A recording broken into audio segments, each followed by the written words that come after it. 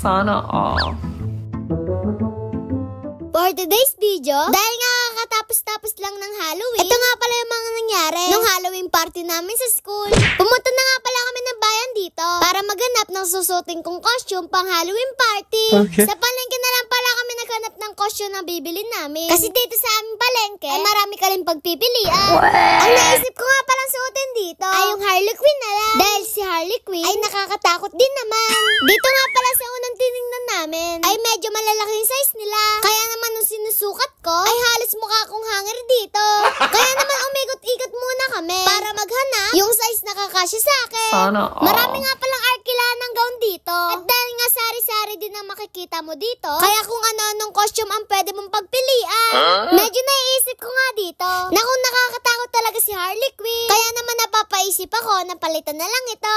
Buti na lang nakakita kami ng pambatang size dito. Kaya itong Harley Quinn na lang ang aking impaw ko costume sa Halloween. Marami nga pala akong size na sinusukat dito. Kaya naman yung tindera ay naghahanap ng size na kakasya sa akin. Okay. Ang unang sinukat ko nga pala dito, ito yung size na small. Pero dahil maliit-liit sa akin ito, mukhang parang bitin pa ang manggas, ay pinalitan na lang ito ng medium. Nung sinusukat ko na nga pala yung medium dito, ang napasin ko naman dito sa medium ay medium malaki. Pero okay lang ito. Mas madali kasing gumalaw dito kaysa naman sobrang liit sa akin. Nung naisukat ko na nga pala lahat dito, ay medyo natutuwa ako sa aking costume. Kasi dahil itong costume na ito, pwede ko din gamitin sa book character. Bumuli na nga rin pala akong kalabasa dito. At itong kalabasa na ito ay panigurado ay mapupuno ko ito ng maraming candy. Nung nakabili na nga pala kaming costume dito, pumunta kami sa bilihan ng laruan para humanap naman ng baseball bat na hawak ni Harley Quinn. Yung baseball bat nga pala na hawak ni Harley Quinn ay kulay pula o kaya blue. Kaya naman umikot-ikot muna kami para makahanap ng ganong baseball bat. Nakakita nga pala kami ng mga ribbon dito. Kasi yung character ni Harley Quinn ay kailangan din may ribbon din sa buhok. At nung umikot-ikot nga pala kami dito, nakita na rin kami ng baseball bat na ang kulay ay kulay light blue. Pero okay na rin naman ito. Kasi naman mag-ikot-ikot kami na wala naman kaming mahanap. Kinabukasan nga ay naayusan na ako ng aking costume. At mini-makeupan na rin ako para magmukha talaga ako Harley Quinn. Sana all. Medyo mahirap nga pala yung makeup ni Harley Quinn dito. Kaya kung magiging kamukha ko talaga si Harley Quinn, baka pwede, paki-comment naman dyan sa baba. At kung hindi ko naman magiging kamukha, ay maging honest naman kayo sa pag-comment nyo sa baba. Mabalik nga tayo. Tapos na nga pala akong ayusin dito. At papunta na nga pala kami dito sa aming school. At yung time na yan, natutuwa ako sa aking costume. Nang papunta na nga pala kami sa aming school, iniisip ko dito ay kung talaga nakakatakot itong costume na ito.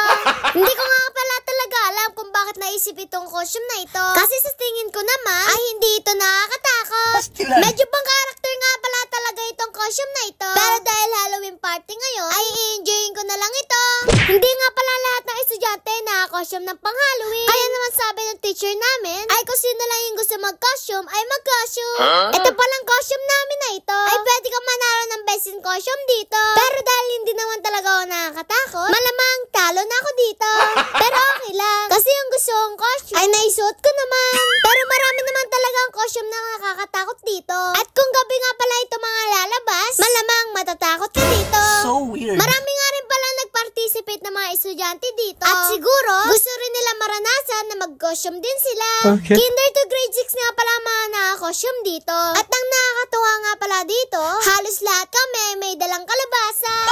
Yan nga palang mga kalabasa na yan. Yan nga pala ang paglalagyan ng mga candy namin. At panigurado nito, pag-uwi ko ay napakarami kong candy dala. Halos lahat nga pala ay napakagaganda na mga costume. At yung iba pa nga dito ay talagang naka-in character pa. Kami na nga rin pala ang pumanik dito. At ang lahat ng estudyante ay makikita mo talaga sa kanila na gustong gusto nila yung ginagawa nila.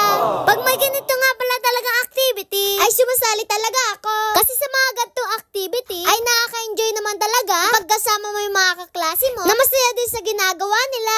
Yung iba nga pala talaga dito ay kinarin nila yung costume nila. Katulad na lang ito nag-zombie-zombiehan na ito ay talaga matutuwa ka kasi kuwang-kuwa niya pagiging zombie. Kaya pala minsan nga lang pala ako nabablog ngayon. Kasi yung Facebook page ko ay naka-restricted pa rin ngayon. Kaya kung napapansin nyo sa aking mga views ay medyo konti ang nanonood sa akin. Kaya si Meta hindi masyado nilalabas ang aking mga vlog. Ang katanging-tanging nga pala nakakita ng mga vlog ko ngayon ay kung sino lang nakapalo sa akin. Kaya naman ang paggawa namin ng vlog ngayon ay madalang